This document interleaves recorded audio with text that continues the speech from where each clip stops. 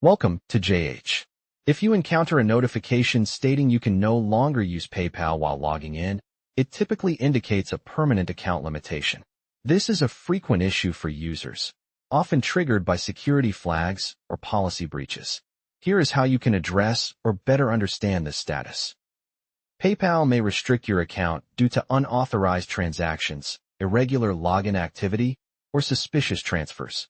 Other reasons include selling prohibited items, violating the acceptable use policy, maintaining multiple personal accounts, or failing to verify your identity and bank details.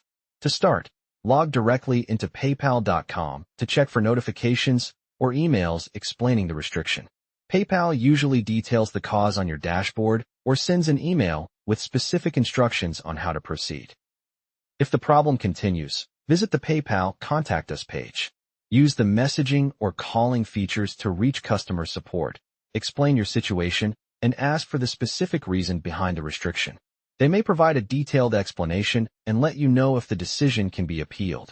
You can find accurate contact information by searching for PayPal support online or checking their website directly.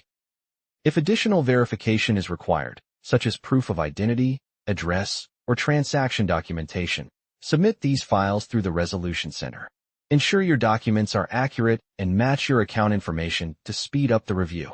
After contacting them, allow a few business days for a case review.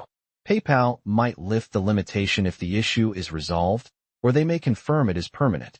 If the ban stays in place, withdraw any remaining balance if permitted and look into alternative payment platforms.